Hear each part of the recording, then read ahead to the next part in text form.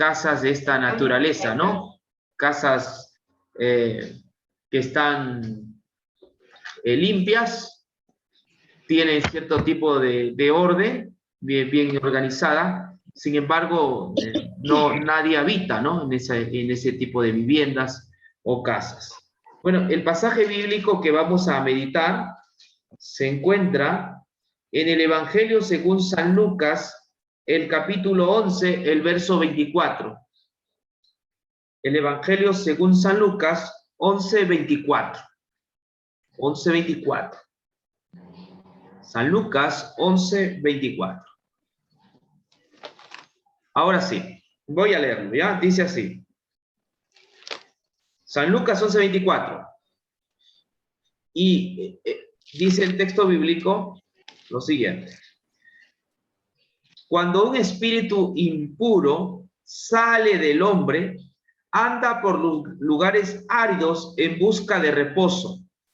Al no hallarle, dice, volveré a mi casa de donde salí, y cuando llega, la encuentra barrida, adornada. Entonces va con otros 7 espíritus peores que él, y entran y habitan allí, y el estado final de este hombre viene a ser peor que el primero. Cuando Jesús decía esto, una mujer de la multitud levantó la voz y dijo, dichoso el seno que te trajo y los pechos que te criaron. Pero él replicó, antes, dichosos los que oyen la palabra de Dios y las guardan. Bueno, esta alocución o texto la dijo el Señor Jesús, y él habla del espíritu impuro, ¿no? Este espíritu impuro dice que sale del hombre, ¿no? Aquí cuando se menciona la palabra espíritu inmundo, se está refiriéndose a seres espirituales que son parte de la maldad, ¿no? Hay espíritus en el mundo, son espirituales, por supuesto que sí, porque Dios algún momento los creó. Sin embargo, estos se rebelaron contra él, y aquí se les conoce como espíritus inmundos, ¿no? El fin de estos espíritus inmundos es controlar al ser humano, ¿no? Controlar, especialmente la parte donde controla es la parte de nuestra mente, ¿no? Es la parte de la mente donde este espíritu inmundo se posesiona para controlar, y así el hombre pierda la voluntad, ya que hay otro ente más fuerte que utiliza a este hombre, ¿no? Para que se haga la voluntad del reino del mal, ¿no? Por eso la oración del Padre Nuestro es, líbranos del mal, ¿no? Es la oración que Jesús dice, porque el mal, cuando Jesús estaba aquí en la tierra, ya existía. Y hay una diferencia en el Nuevo Testamento, porque si aquellos que hemos leído toda la Biblia sabemos que en el Antiguo Testamento no se habla puntualmente del mal, ¿no? Hay textos que hablan del mal, de la rebeldía, pero en el Nuevo Testamento se da evidencia o se es más claro cuando se habla del mal. Por ejemplo, Jesús dijo, yo veía a Satanás caer como un rayo. Eso no va a encontrar usted en el Antiguo Testamento, ¿no? La presencia del mal en el Nuevo Testamento aparece con toda su fuerza, aunque ha estado en el Antiguo Testamento, pero en el Nuevo Testamento aparece la presencia del mal, y Jesús la siente, Jesús la ve. Recuerden cuando Jesús se bautizó, dice la Biblia, que fue llevado al desierto, y allí en el desierto estaba entre reptiles, entre monstruos o bestias, y ahí apareció Satanás, ¿no? Entonces encontramos allí, el Nuevo Testamento dice que nuestra lucha también no es contra carne ni sangre, sino contra principados, espíritus, potestades, de las tinieblas, ¿no? No es que en el Antiguo no hay, pero es el Nuevo Testamento donde se ve la presencia del mal. Se ve en todo su esplendor la presencia del mal. Jesús la reconoce, Jesús lo denuncia. Entonces vemos en el Nuevo Testamento relatos donde aparecen una serie de personas que han sido cautivadas por el mal espíritu, ¿no? A quienes Jesús expulsa, y los apóstoles también expulsaron los malos espíritus. En el Antiguo Testamento no vemos nosotros esa figura de endemoniados con la fuerza que sí hay en el Nuevo Testamento, ¿no? ¿A qué se debe esto? ¿Por qué es más notorio el mal en el Nuevo Testamento? Porque nace Jesús, porque Dios se hace carne y se encuentra con un contrincante muy antiguo, su enemigo, el diablo, Satanás, ¿no? Y entonces allí es donde se despliega, ¿no?, el poder tanto de Jesús, que parte del bien, y Satanás, que parte del mal, ¿no? Entonces esa es la razón por la cual vemos nosotros más claramente al mal, porque está la presencia del Dios encarnado que se ha hecho humano. Y así es que todos los malos espíritus van a ir a atacar a Jesús, van a ir a perseguir al Hijo de Dios, al que trae esperanza a este planeta, porque este planeta, al caer en pecado, había pasado pues a ser amigo de Satanás y enemigo de Dios.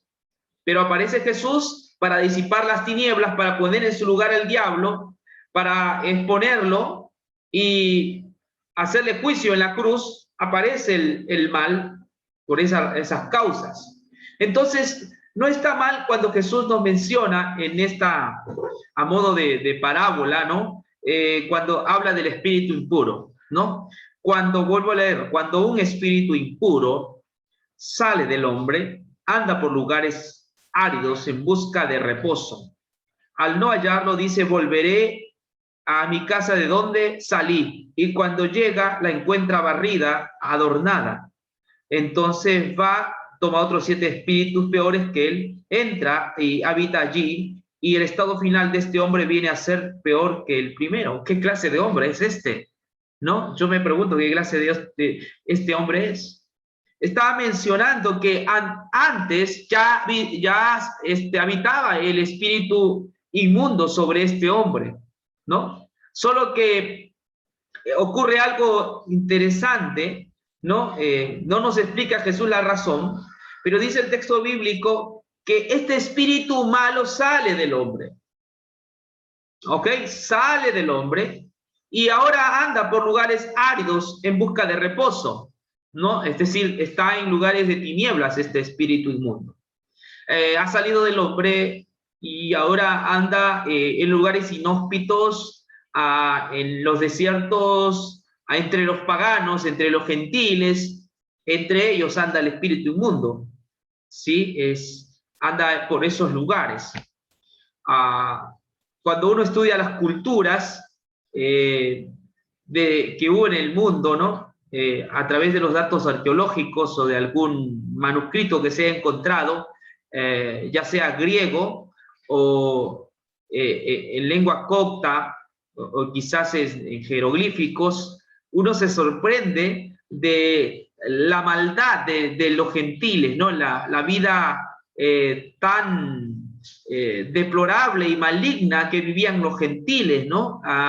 Adorando a una serie de criaturas, ¿no? Llámese una culebra, serpiente, un toro, haciendo sacrificios humanos de niños, una serie también de aberraciones sexuales, inmoralidad nunca antes vista, y sin duda alguna el espíritu inmundo ha andado por esos lugares en esas culturas. Es bastante sorprendente, ¿no? La maldad a la cual llegaron muchos de ellos. Basta leer la literatura griega no sé si usted ha leído, pero se va a dar cuenta que los griegos tenían un panteón de dioses. Dioses increíbles, ¿no? Y hay unas descripciones sobre cada dios que es tremendo, ¿no? El Olimpo, por ejemplo, ¿no? Donde están aquellos dioses de una manera jerárquica. Es todo sorprendente. Hoy día en la televisión, nuestros chicos ven justamente esos dibujos que hablan de estos dioses, ¿no? Zeus, por ejemplo, usted seguramente que ha escuchado, ¿no? Y así una serie de dioses, ¿no? De la cultura griega, que es sorprendente los poderes que tenían y las combinaciones también que hacían. Había diosas mujeres. No hay duda de que el espíritu inmundo andaba por esos lugares, pero nos menciona el texto bíblico a que hay un espíritu inmundo que sale del hombre. De acuerdo al contexto tanto de Mateo y de Lucas, nosotros necesitamos detectar quién es ese espíritu inmundo. Jesús, ¿a qué se refería cuando hablaba del espíritu inmundo que sale del hombre? Si usted ve el libro de Mateo, por ejemplo, ¿no? En Mateo está Mateo 12:43.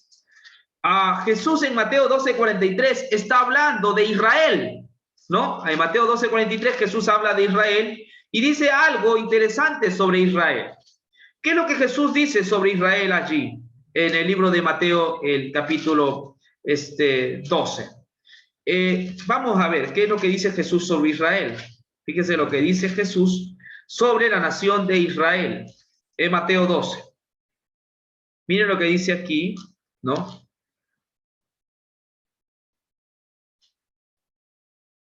Dice así. 12:35. El hombre bueno del buen tesoro saca buenas cosas, y el hombre malo del mal tesoro saca malas cosas. Os digo que en el día del juicio los hombres darán cuenta de toda palabra ociosa, porque por tus palabras serás justificado y por tus palabras serás condenado. Jesús está hablando de los judíos. En el 39 dice, y él respondió, esta generación mala y adúltera demanda señal, pero no le será dada otra señal que la del profeta Jonás. Jesús califica a la nación judía, a quien representa el hombre, como una generación mala y adúltera. Y dice, esta generación mala y adúltera demanda señal, pero no le será dado otra señal que la señal del profeta Jonás. ¿Por qué Jesús dice que los judíos son una generación mala y adúltera? Está hablando de esa generación que era mala y adúltera. Y no está hablando del adulterio en el aspecto de que un hombre o una mujer traicione a su esposo, sino que está hablando en relación a algo espiritual, ¿no? Le llama generación mala y adúltera, porque está traicionando a Dios, a quienes ellos pretenden o dicen creer. Y fíjense lo que dice más abajo, 41. Los hombres de Nínive se levantarán en el juicio contra esta generación, o sea, esta generación mala y adúltera. ¿Los hombres de quién? De Nínive. Ya saben quiénes son los ninivitas, ¿no? Y la condenarán, dice así, porque ellos se arrepintieron a la predicación de Jonás. Y aquí hay uno mayor que Jonás, es decir, era Jesús, mayor de Jonás, está predicándoles. La reina del sur se levantará también en el juicio contra esta generación y la condenarán porque vino de los confines de la tierra para oír la sabiduría de Salomón. Y aquí hay uno mayor que Salomón. Jesús es mayor que Salomón. Cuando Jonás fue a Nínive, los hombres creyeron en el mensaje de Jonás. Cuando la reina del sur fue donde Salomón, ella creyó en el mensaje de Salomón, la reina de Saba. Pero Israel, el pueblo judío, la nación, estaba escuchando al Rey de Reyes, al Verbo encarnado, estaba escuchando las palabras de Jesús. Sin embargo, no escuchaban a Jesús, no querían saber nada de Jesús, no querían escuchar a Jesús. Es en ese contexto, hermanos, que Jesús cuenta esta historia de el hombre a quien le entró o a quien se le salió el espíritu inmundo y se fue hacia lugares inhóspitos este espíritu inmundo. Pero luego dice que el espíritu inmundo decide volver a su casa de donde salió. Esa casa es Israel. De ahí ha salido. Entonces, se sorprende el espíritu inmundo porque cuando llega a su casa donde él había salido, la encuentra totalmente cambiada. La casa está limpia, está bien barrida. La casa está barrida. Inclusive la casa tiene artesanía, tiene adornos, ¿no? La casa está chévere, la casa está bonita, espectacular, pero Jesús dice que esa casa está vacía. Había un problema en esa casa, estaba vacía. Fíjense la versión de Mateo, volvamos a Mateo para hablar del contexto de Mateano, ¿no? Mateo 12, dice así, Mateo 12, 43. Cuando el espíritu impuro sale del hombre, anda por lugares áridos en busca de reposo y no la halla. Entonces dice, volveré a la casa de donde salí, y cuando llega la encuentra desocupada, barrida y adornada. Increíble, está desocupada, la casa está desocupada, pero el espíritu se sorprende porque esa casa está barrida y también está adornada. ¿Qué es lo que Jesús quiso contarnos con esta historia? El contexto nos va a ayudar a entender. Hemos dicho que esta casa representa a la nación judía, al Israel del primer siglo, hermanos. Esta casa representa al Israel del primer siglo. Es una casa que en el primer siglo no era la casa cuando Babilonia, el 606, fue y sitió el Nabucodonosor la ciudad de Israel. No, esa casa estaba con el espíritu inmundo. Habían ido tras los Baales. Esa casa estaba con el espíritu inmundo, así que esa casa pues tuvo que ir la nación de Israel, conquistarla y destruir a su rey, su templo, su ciudad, porque el espíritu inmundo estaba posesionado sobre esa casa, se había vuelto bastión del enemigo. Pero en el primer siglo la casa ya no estaba en esa condición, el espíritu inmundo no estaba en esa casa, pero en el siglo primero la casa estaba barrida y estaba adornada. Y era esa casa muy llamativa, si saben. Hablando físicamente, el templo judío, hermanos queridos, era una de las 7 maravillas del mundo. Fue Herodes quien reconstruyó el templo, y si ustedes ven en internet, consultan, en la época de Jesús era uno de los templos más maravillosos que había en el mundo. Era una belleza espectacular el templo, llena de oro, los pisos eran de mármol, ¿no? Todo estaba bien equipado, organizado. Era un templo, una casa espectacular. Espectacular. No creo que en esta época se levante una casa semejante a como la tenía el pueblo de Israel, aunque hay super templos hoy día, ¿no? Hay predicadores que tienen iglesias, mega iglesias, ok, la Catedral de Cristal creo que ya desapareció, hay mega iglesias muy hermosas, pero la iglesia o el templo del primer siglo era un templo majestuoso, porque todavía habían algunos artículos del santuario anterior, así que era una belleza, era tremenda. Era una casa que estaba limpia, era una casa que estaba adornada, y era orgullo de la nación de Israel. Ellos se pavoneaban por el templo que tenían. Los mismos discípulos dijeron cuando se acercaron al templo, mirá, le dijeron a Jesús, qué piedras, qué piedras. Fíjate qué hermosura de casa. Había gente que no eran israelíes o judíos, venían de otros lugares para conocer tremendo templo majestuoso. El general Tito, cuando fue a Jerusalén en el año 68, se maravilló también, quiso conocer el Santa Santurión, es decir, el lugar santísimo, para ver qué había, y se sorprendió porque no había nada, estaba vacía. Pensó encontrar a Dios allí y no lo encontró, estaba vacía esa casa. Aquí Jesús está hablando de la nación de Israel, que es una casa que en el primer siglo estaba ordenada y estaba limpia y tenía adornos ostentosos, lujo. Una casa, 10 puntos era esa casa, ¿no? Pero ¿en qué momento la casa se volvió ordenada y limpia? ¿En qué momento esta casa se volvió así, limpia, ordenada? Cuando los israelitas fueron cautivos en la nación de Israel, ellos supieron que ellos fueron llevados a Israel, a Babilonia, y estuvieron cautivos. Ellos sabían y eran conscientes porque se habían apartado de Dios. Habían ido tras los Baales, y eso dice Daniel en su oración en el capítulo 9. Entonces, ellos habían roto su relación con Dios y habían preferido a Mamón, habían preferido a Astarot, a otros dioses de esos lugares. Y el corazón de ellos era de continuo solamente al mal, así que Dios los castigó con el ejército babilónico.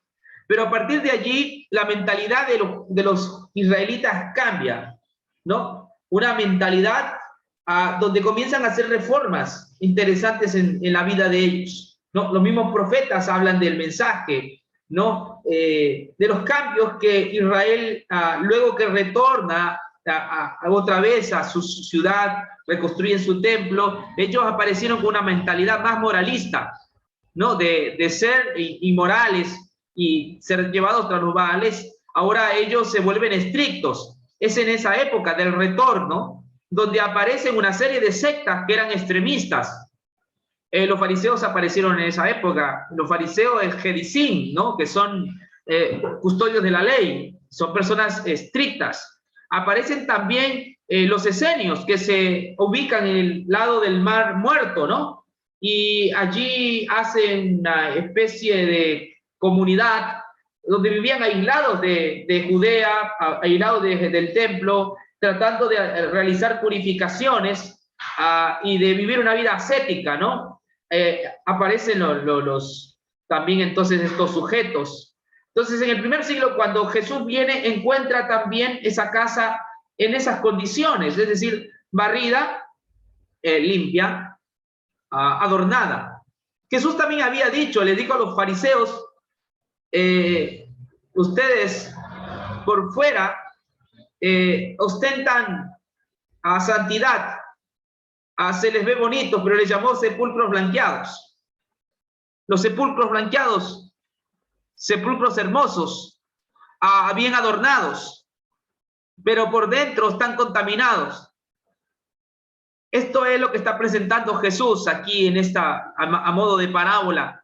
Una casa adornada, barrida, pero vacía. Es decir, no está Jesús allí. Es como la Odisea, ¿no? ¿Se acuerdan de la Odisea? Tú te crees rico y que ninguna cosa tienes necesidad. Y no sabes que eres un desventurado, miserable, etcétera, etcétera. Es similar esta casa. Esta casa está adornada, está barrida. La vida de los fariseos de la secta en la época de Jesús era el querer cumplir la ley de Dios, ¿no? El querer vivir una vida ordenada y moralmente buena. Eso es legalismo. Esta es una representación, hermanos, del legalismo. Una casa adornada, barrida, eso es legalismo. Esto Jesús está presentando aquí a los sepulcros blanqueados. Está presentando al legalismo en su máxima expresión.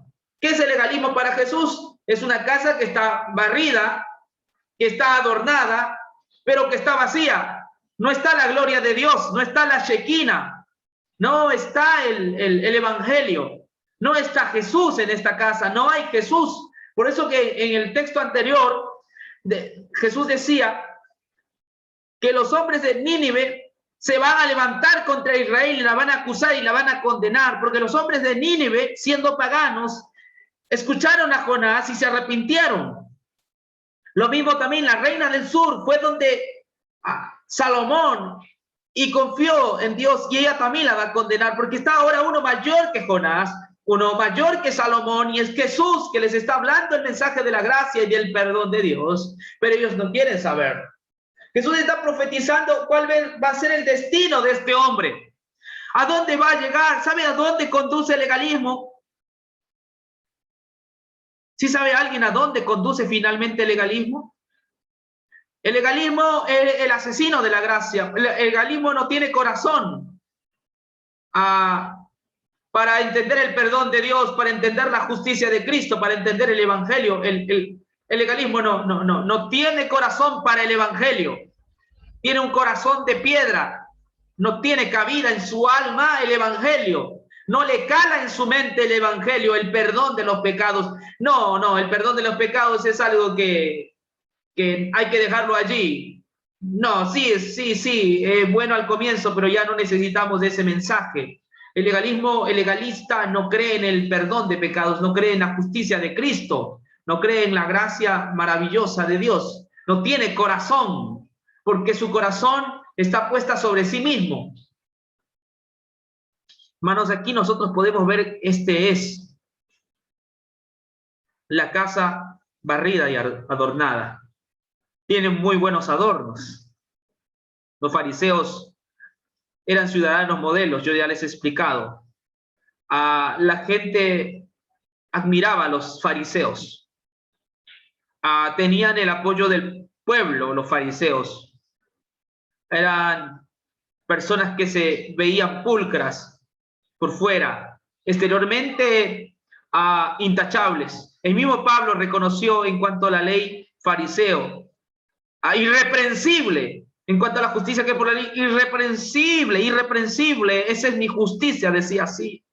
Pero un día Pablo conoció y dijo, esta es basura, esta justicia que yo tengo es basura. Esa es la casa ordenada, barrida, pero vacía. Hay muchas vidas en el mundo que son así, son vidas aparentemente ejemplares. Pueden ser ciudadanos modelos, altamente quizás éticos, en el buen sentido de la palabra. Sin embargo, está vacía porque no está el mensaje del perdón de los pecados, porque no ha calado la gracia de Dios, el perdón, la misericordia de Dios. Yo entiendo esto. En el primer siglo había mucha gente que eran sepulcros blanqueados. Jesús llegó a ese nido donde estaban los sepulcros blanqueados, los que ostentaban su justicia delante de los hombres, los que daban a conocer cuán buenos eran. Estaban en las plazas haciendo alarde de su justicia, hacían alarde de su ayuno, de su vigilia, hacían alarde de sus grandilocuentes buenas obras. Y Jesús les cuenta y les dice, fíjese lo que les va a suceder, esto les va a pasar. El espíritu inmundo ve que esa casa está barrida y adornada. Entonces, le es difícil a un espíritu entrar en esa casa, le es difícil. Por supuesto que sí, el fariseo no le va a permitir al espíritu que entre a su corazón, porque él supuestamente está cumpliendo la ley de Dios, está guardando los mandamientos de Dios. Sin embargo, el espíritu tiene otra estrategia. El texto bíblico dice la estrategia del espíritu. Fíjense lo que dice. 45. Entonces, trae consigo otros 7 espíritus peores que él y se instalan allí. Y la última condición de ese hombre llega a ser peor que la primera. Así también acontecerá a esta generación perversa. Hermano, yo no estoy inventando el texto o tratando de darle una aplicación forzosa. No lo había entendido antes, pero si uno sigue la secuencia, está hablando de esa generación. Está hablando de esa nación. Eso le va a acontecer a esa nación que no tiene cabida para Cristo, que no tiene lugar para el perdón, para la gracia divina. Aquella gracia que acepta a rameras, a prostitutas, a pecadores, a publicanos. No tienen corazón para esa gracia. No hay corazón, no hay lugar en el corazón de ellos. Jesús le dice que esa es su condición. Su estado va a ser peor que el primero. Así va a acontecer a esta generación. Y cuando uno estudia los evangelios, uno se da cuenta cómo Satanás comienza a operar en ellos. Imagínense aquellos escribas y fariseos o esenios que trataban de no contaminarse con el mundo. Finalmente, quien comienza a dominar su mente y a controlar son los 7 espíritus. Los 7 espíritus se apoderan de la nación de Israel. ¿Y sabe a qué nos llevan los 7 espíritus? No como en las iglesias evangélicas de ahora cuando hablan de un mal espíritu, no, que hablan de un mal espíritu que se revuelca, que se tira, que escupe y que hace muchas marañas, ¿no? No, el falso espíritu o los 7 espíritus malignos, ¿qué hicieron en Israel? No tienen lugar para Jesús. Entonces terminaron crucificando al dador de la vida. Un hombre que está con los 7 espíritus, una nación como Israel que estuvo con los 7 espíritus inmundos, terminó cerrando su corazón para Cristo. Terminaron rechazando. Juan escribe, a los suyos vino, pero los suyos no le recibieron. Los 7 espíritus en el legalista lo que hace es crucificar a Jesús. Eso hacen los 7 espíritus, terminan crucificando a Jesús, terminan rechazando al mensaje del perdón, de la misericordia, de la gracia divina. Esto Jesús está profetizando que iba a ocurrir y esto ocurrió. En la cruz le decían a Pilato, crucifícalo, crucifícalo, crucifícalo, crucifícalo, crucifícalo.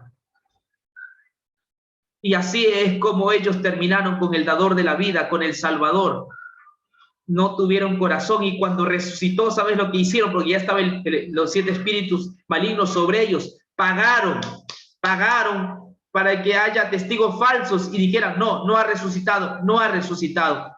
Fíjense, yo he encontrado en este tiempo también gente así, escondida en la ley, escondida en la santidad. Son personas que se esconden en la gracia, en la santidad, se esconden en la espiritualidad, pero terminan asesinando a aquellos que creen en la gracia, en el perdón de Dios, en el perdón de los pecados, porque en su corazón no hay cabida para la misericordia, no hay cabida para el perdón de los pecados, porque es el legalismo.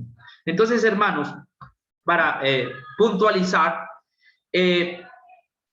los 7 espíritus que menciona tanto Mateo, Lucas, son aquellos que se posesionaron de la nación de Israel y que lo llevaron a terminar con Cristo, a acabar con el dador de la vida. No hay otra cosa que esa obra satánica. El mismo Jesús le dijo a Pedro cuando le decía, no mueras, no perdones el pecado de los hombres, quítate de mí, Satanás, me eres tropiezo. Los espíritus terminan con la cruz, con el perdón de los pecados. Asesinan la gracia de Dios. Esa es la finalidad y hay que verlo desde esa perspectiva. Por eso, hermanos, yo imploro a que sigan predicando el mensaje de la gracia de Dios, del perdón de los pecados, de la justicia de Cristo, del evangelio, de la gracia gratuita de Dios. Que no se desanimen de enseñar constantemente a las personas que Cristo es el Cordero de Dios que quita el pecado del mundo, que a través de Él, solamente de Él, el hombre encuentra la vida eterna y la paz para con Dios. Que sigan enseñando Juan 3:16, que de tal manera amó Dios al mundo que dio a su único Hijo, único para que todo aquel que en Él crea no se pierda, mas tenga vida eterna. Hay que seguir guerreando, hay que seguir predicando de Cristo, hay que seguir enseñando de sus heridas, hay que seguir enseñando de sus llagas, porque cuando se predica de sus llagas y sus heridas, el reino del mal cae, el reino del mal cae. ¿Me comprenden? Y eso es el mensaje, la tarea que Dios nos ha mandado. Por eso nuestra lucha no es contra carne ni sangre, ni potestades.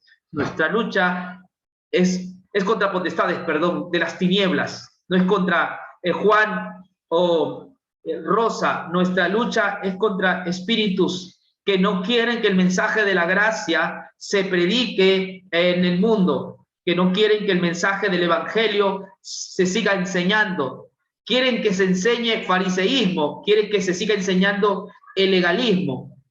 Eso es lo que pasaba con ellos, y ellos acabaron justamente con el dador de la vida, con el justo, con nuestro Señor Jesús. Entonces, es lo que yo puedo ver en esta historia, a modo de parábola, donde Jesús cuenta el fin de la generación que había rechazado a Jesús. Sobre ellos se posesionó los 7 espíritus, de acuerdo a Apocalipsis, es ave, donde hay todo ser maligno, ¿no? Es una cueva de ladrones que se convirtió este templo por haber rechazado al Señor de la vida, al Señor Jesucristo. Y eso pasará con cualquier persona que prefiere el legalismo, que prefiere la moralidad y le da lugar y le da más chance a la moralidad que a nuestro Señor Jesucristo. Terminará crucificando a Jesús y también a sus hermanos. Que Dios los bendiga. ¿Tienen alguna pregunta? Un tema medio complejo, ¿no? ¿Tienen alguna pregunta, hermanos? ¿Qué tal les pareció el tema?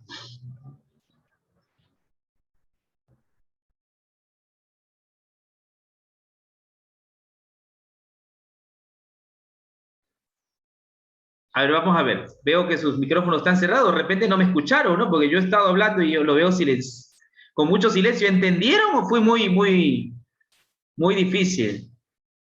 A ver. Pastor, no estuvo difícil. Como usted dijo, estuvo complejo. Pero todavía estoy tratando de digerir lo que dijo. Sí entendí y como siempre le digo, wow, ¿no? Porque, repito, yo cuando leía la Biblia no sé dónde estaba. No sé por qué nunca aprendí esto, pero es obvio, ¿no? Mi pregunta es, yo entendí exactamente, pero la pregunta va en base a, no quiero desviarlo de lo que enseño porque está muy claro, pero usted a veces cuando ha estudiado otras lecciones, hace mucho énfasis a muchos detalles. La pregunta es nada más, eso de los 7 espíritus, ¿realmente tiene algún otro significado que no sé que no es exactamente el enfoque de ahorita? Y cuando dice si va por los lugares áridos, hay nada más ¿a qué se refiere? Sí. Como que más claro. Bueno, los lugares áridos representa el lugar de las tinieblas, donde están las personas ya supuestamente perdidas, ¿no? Simboliza el desierto, donde también estuvo Jesús allí tentado por el diablo, ¿no? Se refiere a esos lugares que ya el enemigo, ¿no?, ha tomado posesión.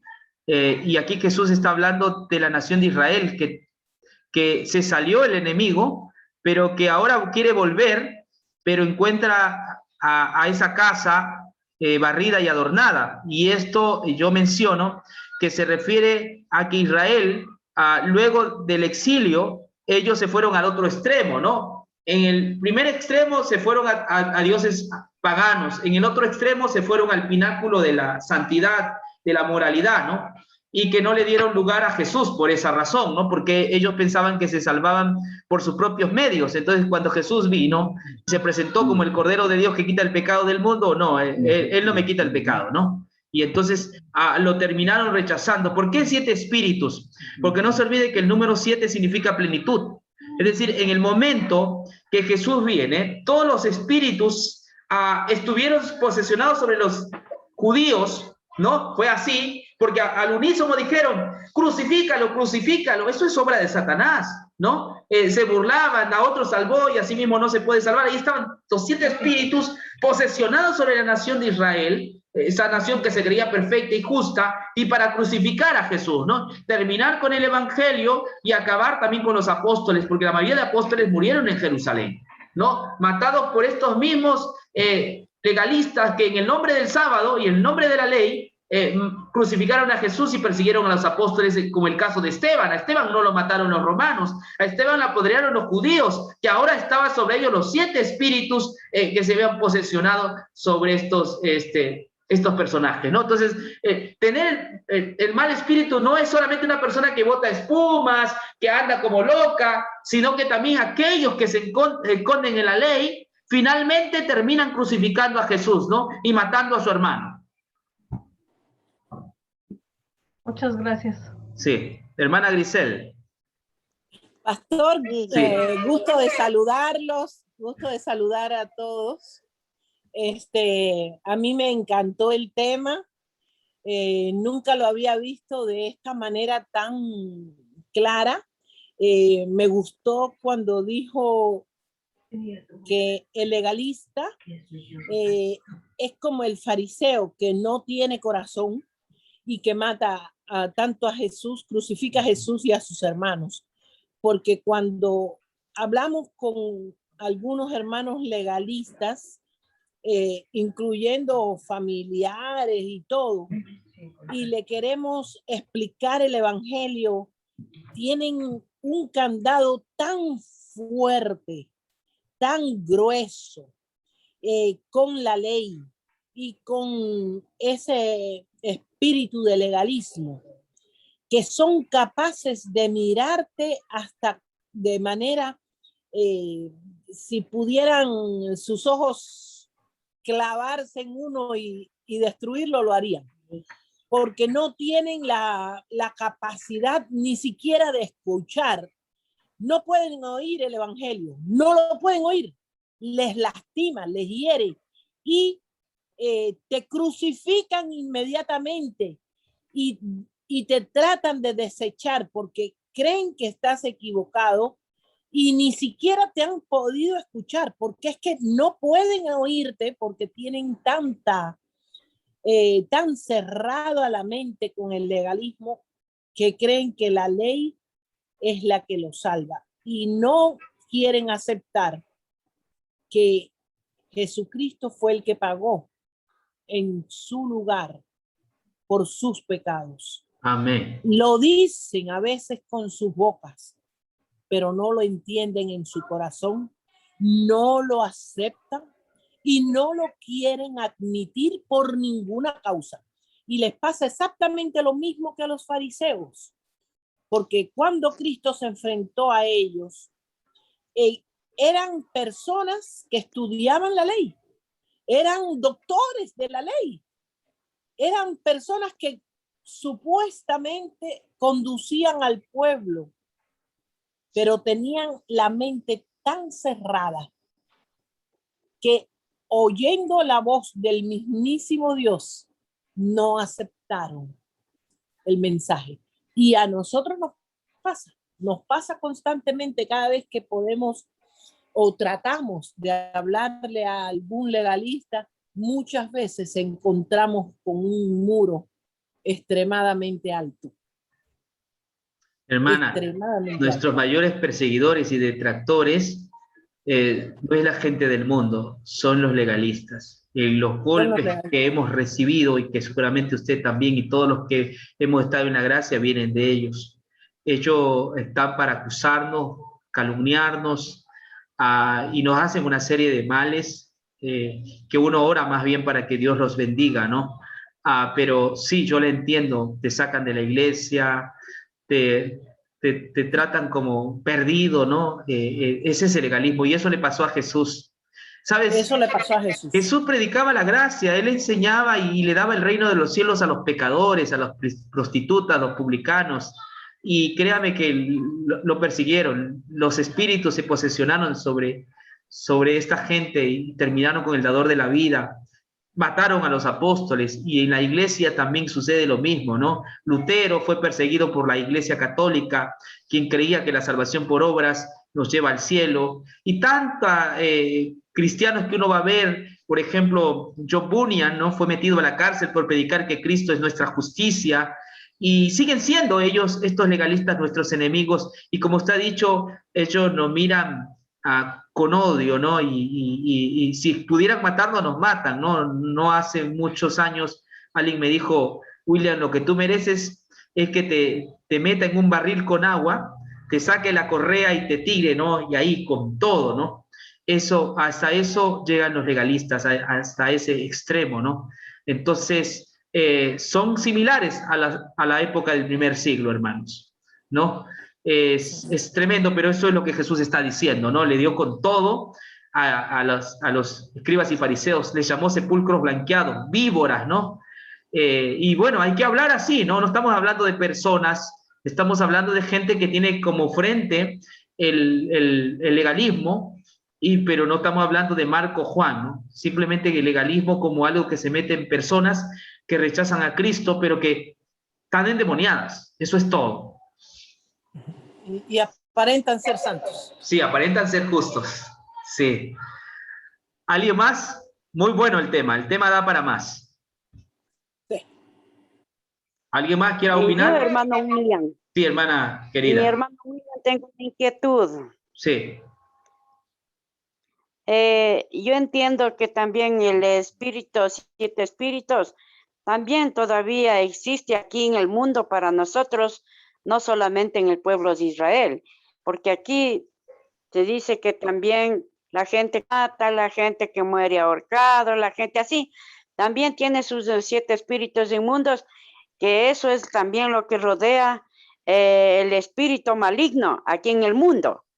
Yo así también he tenido la predicación que a ver, no me acuerdo en qué tiempo fue que predicaron eso, que por eso existe malos espíritus aquí, es por el tema del 7 espíritus inmundos que aquí todavía está en la tierra existiendo ese maligno. Claro. Eso es, hermano William. Está bien, hermana, pero en el marco de Mateo y Lucas, este espíritu maligno se posesiona de los religiosos, de los fanáticos, que en el nombre del sábado, de la ley, ¿no? Terminaron crucificando a Jesús. Es increíble, esto es nuevo, porque generalmente se ha enfocado desde el punto de vista de que alguien juega la ouija, pisa terreno peligroso, que no dudo que también se posesione un demonio por allí, ¿no? No dudo que sí. Yo he tenido la oportunidad de expulsar demonios de esa manera, pero lo de Mateo, de Lucas es más avanzado, o sea, está hablando de religiosos que en el nombre de la ley, que en el nombre del diezmo, en nombre del templo, en nombre del sábado, ajustician, persiguen, matan, ¿no? A los que creen en la gracia y en el perdón de Dios, ¿no? Y Jesús habla de los 7 espíritus que se posesionan justamente de los religiosos. Esto es increíble, ¿no? ¿Sí?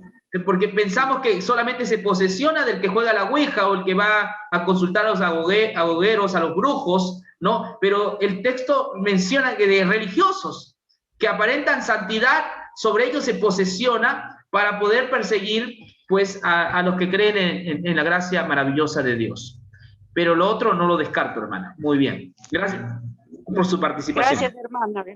Gracias. Muy bien. ¿Alguien más? ¿Quién está más por allí? Bueno, yo creo que si alguien más tuviera alguna preguntita o entendieron, ¿le quedó claro, hermana Hilda, el tema? Hilda, ¿te quedó claro? Puedes prender tu micrófono. Sí, pastor, sí. Bueno, como decía Elvia, realmente es nuevo para mí como la parte, o sea, lo que aprendí, porque realmente creo que yo estaba acostumbrada como leyendo la Biblia y no ve todo de la forma en que usted no lo ha explicado, no vemos esa parte o el propósito, ¿no? De estos versículos y bueno, realmente sí fueron claros y muy interesantes. Sí, la verdad que sí le entendí. Sí le entendí. Hermana Hilda, me alegra que haya participado. Bendiciones. Para los hermanos que no saben, estamos grabando y en el YouTube pueden entrar con Ministerio de la Cruz, ahí pueden ver el video o más videos que tenemos allí, ¿ya? Pueden volver a verlo y hacer un análisis más amplio sobre el tema que hemos topado ahora. Bien, si no hubiese preguntas, entonces vamos a poner una canción, ¿ya? Y con eso estaríamos ya por culminar el servicio de esta noche.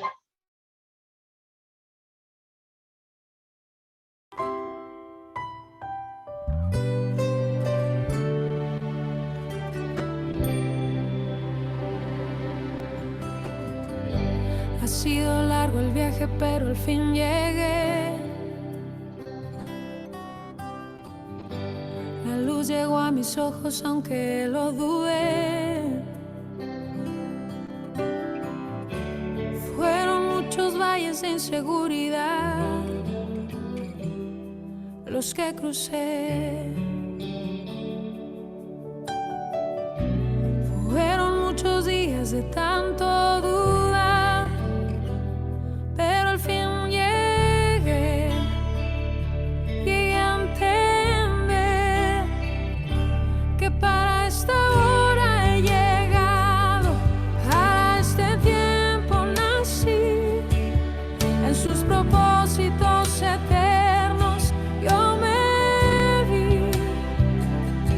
Para esta hora he llegado, aunque me ha costado creer, entre sus planes para hoy me encontré.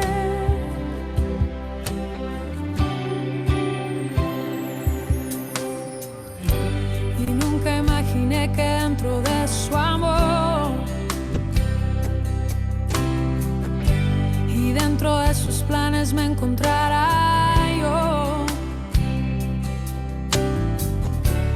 Fueron muchas veces que la timidez me lo impidió.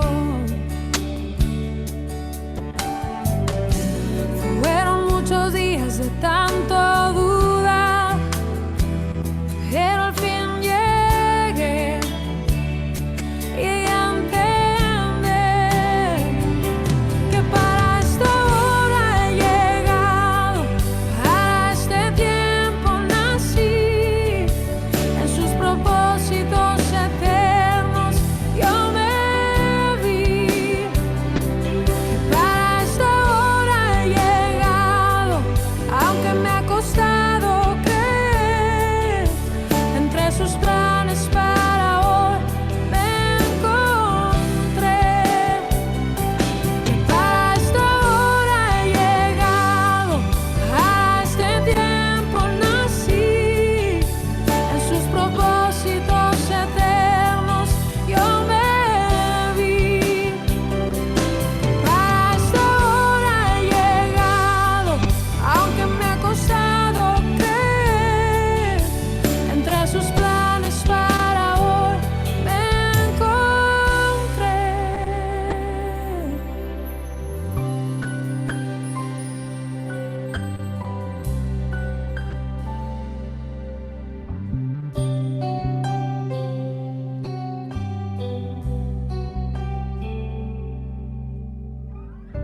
Ha sido largo el viaje, pero al fin llegué.